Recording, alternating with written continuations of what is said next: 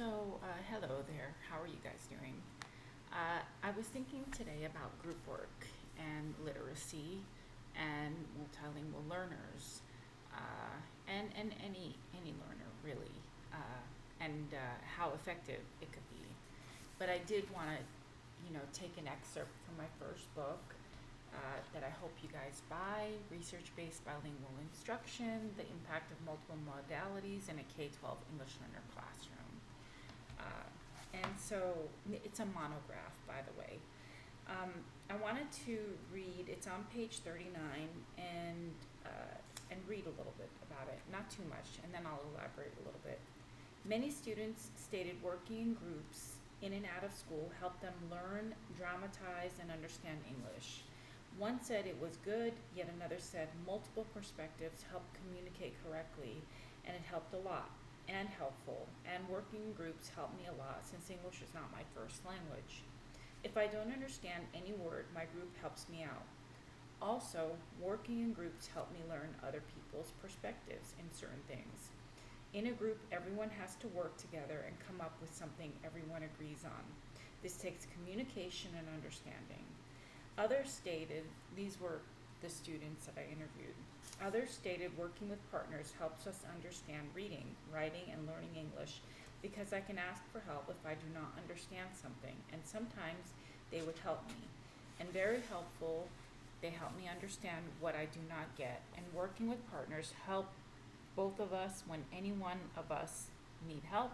We help each other in vocabulary or any English word. It helped me to know new words in English. So, working together in groups in a classroom is beneficial for multilingual learners because they can, bounce ideas off of each other and help each other correct the English language. What I used to always do with my multilingual learners, if I had a diverse classroom, was I would pair them with bilingual students, students who spoke their language. That way, they can communicate in their home language, right? Because that's what we want. We want them to feel comfortable, right? Still with their home language, and then the bilingual student can help the learner that's learning English sort of correct the nuances, the English nuances that they were, maybe having issues with. So, collaboration is very important and benefits English learners in so many different ways. So, if you're doing like activities in the classroom that require them working with other students, I would do maybe 2 to 3 students in a group and have, a diverse mix in there. That way, the multilingual learner feels comfortable with someone that speaks their language, but can also communicate with them in English as well. So a bilingual learner. In my situation, I have many bilingual students, so it's very easy for me to pair students up in that regard, and it can be very helpful.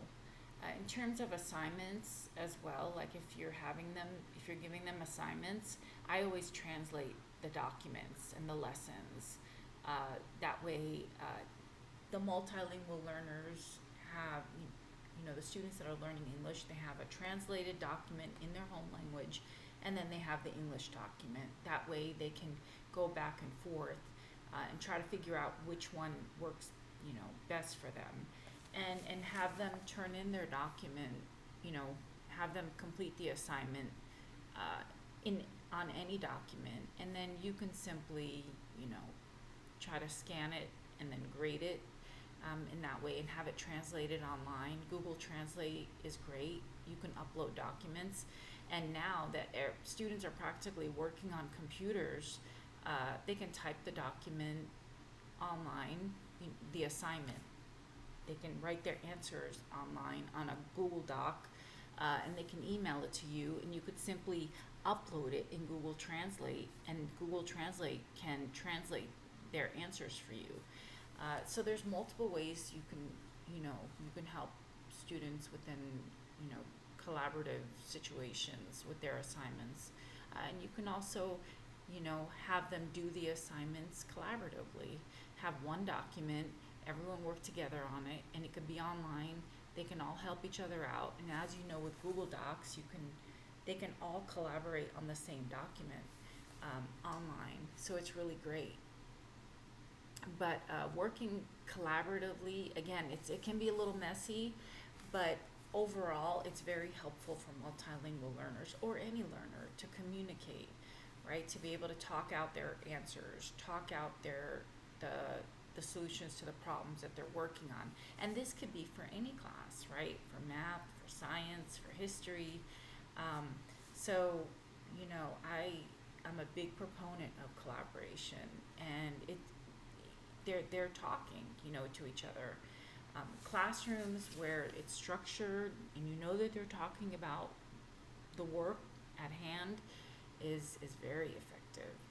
And so that's just an idea I'm throwing out there. A little bit more about what students were saying in this book. I had asked them, do you prefer to work independently or in groups, and why do you prefer one over the other? And the students said both. I prefer to work in groups. Some said they do not like working in groups. Partners rarely. Some and most kids said they do like working in groups. But overall, it helps them. It's more fun. It's more interesting to them. And it does benefit their learning. And when I was working at the community college, and I had multilingual learners and working with adults, some did prefer working independently, so I let them. And then most preferred working with other students. And now thinking about it, how can I make those students who prefer working independently, make them more comfortable in group environments? So, maybe they were a little uncomfortable, a little shy working with other, students who are proficient in English. But adult multilingual learners are another sort of big bag of beans to sort of work on. But overall, I think working in groups is very effective for multilingual learners, and it's very helpful. And just a little add-on to that, having them, watch movies, TV, that have, that help them learn English is very helpful. Most students learn English, that are not proficient in English. They learn English through movies, TV, and picking up on that.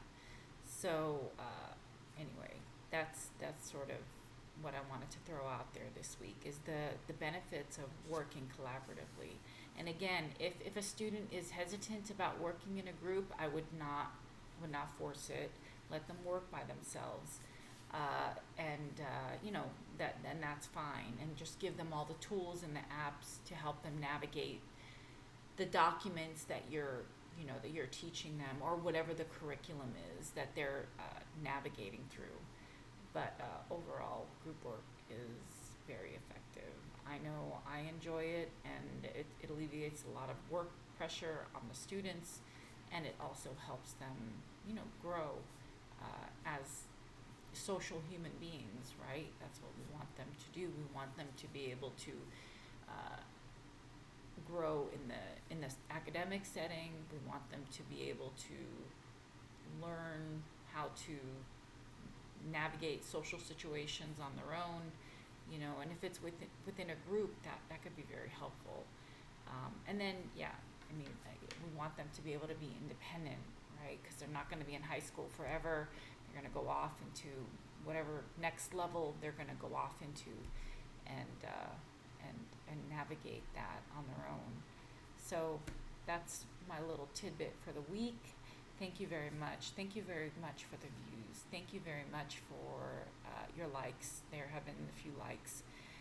Please do, if you like my content, please do subscribe, share with any teachers, anyone that's sort of interested in the content. I know there's tons of stuff out there. I know I get overwhelmed. I watch YouTube too. I love true crime, and I watch a lot of that stuff. I love comedy, so I watch a lot of comedy. But if you're teaching out there and you're trying to solve a situation in your classroom that you're not sure how to solve, please, some of my videos do go over some issues and situations. But if you do want to learn more about something else that I haven't covered yet, please comment in the comment section, and I'm sure I have something to help you resolve it. Thank you very much. Have a wonderful week, and we'll see you next weekend.